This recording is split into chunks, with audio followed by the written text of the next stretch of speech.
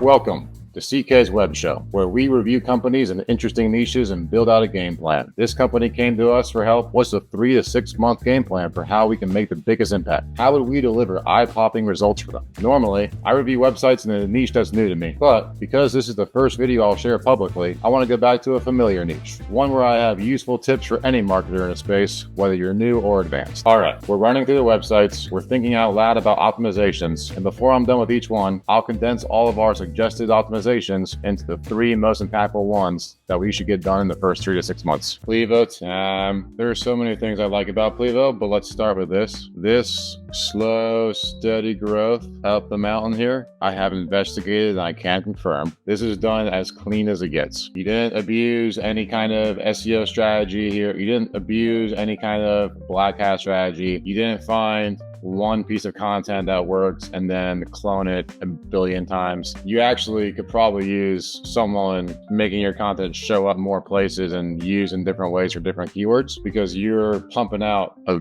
huge diversity of content that's really valuable. You've got your keywords pretty much locked in. Your UI UX is phenomenal. Let's browse the site and see some things I like. The website's very clean. This top nav is gorgeous. Really easy on the eyes, easy to navigate. You're including descriptions on some of the more complex terms. All those good things I said about Telnyx apply here, although it's actually probably cleaner. We're getting nitpicky here, but you'll hear me talk a lot about animation and motion on web pages. I'm not so traditional that I think web pages need to be totally static, and of course a modern web page needs to have some motion to look like it's alive. But I would be mindful of whether or not the animation distracts from the information. So this is a cool feature you've added. Someone built this and it works really good. But what value does this add to the text on the screen there? All it does is add pressure to me to try and read it really fast. It's actually really distracting to your eye. We have thousands of years of evolution that tell us to watch out when something's coming out the corner of our eye. So if the motion isn't adding to the text you're trying to get them to read, I would consider removing it. Nitpicky stuff here. This looks really good. I love your footer menu. Tons of keyword-rich pages linked in the bottom here. Your blog is gorgeous. These guides are killer. Let's go download a guide.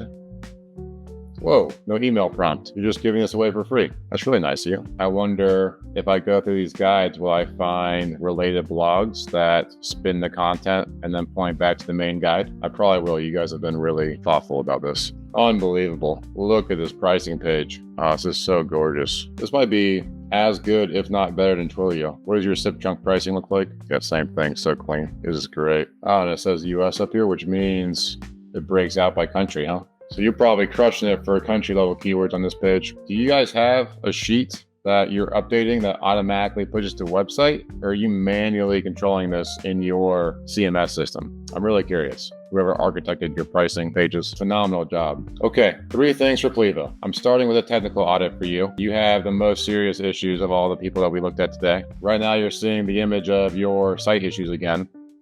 There are tons of technical issues we're seeing on your website, tons of broken pages, broken links. That'll be pretty easy to clean up. And then you have some strange on-page related issues that are showing up there that I need to actually peek behind the hood to see if they actually make sense. Number 2 is just minor adjustments on some of your content tactics, but primarily focusing on landing pages. So my recommended content strategy might not be as obvious as the international players, but luckily you clearly have this dialed in. You're pumping out valuable content. It's in a format that Google will pick up. There's modifications that we can make to improve it a little bit, but you're well within the right track here. Your content's really good. It's just going to be minor things I'm adding here and there to boost their traffic. Where I can probably add the most value would be helping you create more bottom funnel content. So for search terms that people are searching for right before they make a purchase, it is more likely to convert. But also, I think there's a lot of landing pages that target the product keywords that people will search for right before they buy a solution like yours. And you're talking about the concepts, but you're just not using the right words on pages. I think there's some gaps there that would be fairly straightforward for us to fill in. There's plenty of terms that people are winning for right now that just aren't being competed for that hard. And finally, we have schema. Let me show you.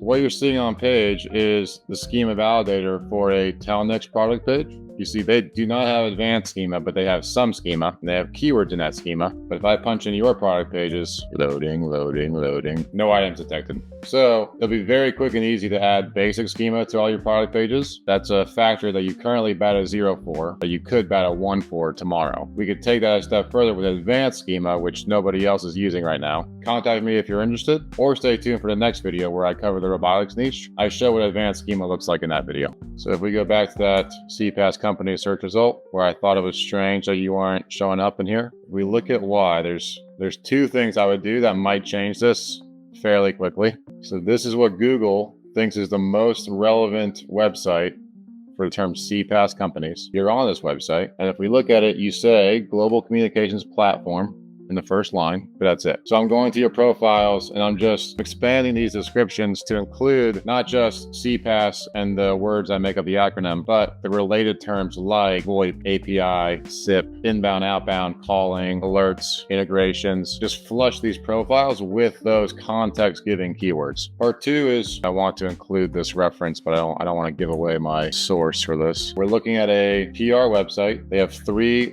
I found the person who started this company years ago, and he's SEO obsessed, like absolute freakazoid. And he built this PR company with SEO in mind. So all I have to say is, bang for your buck, the quality of the links that you include in your press releases that go to this guy are so much better than anything else I've ever tried. The most expensive package is $700. That gives you a 700 word press release. I would schedule about 2 press releases through this over the course of a couple months and pack those press releases with relevant terms in the CPaaS space. If you would like access to the full analysis shown in this video, the full version of these videos, or you're interested in SEO consultations, please contact me at ck@connorkimball.com or message me on LinkedIn. Thank you for your time.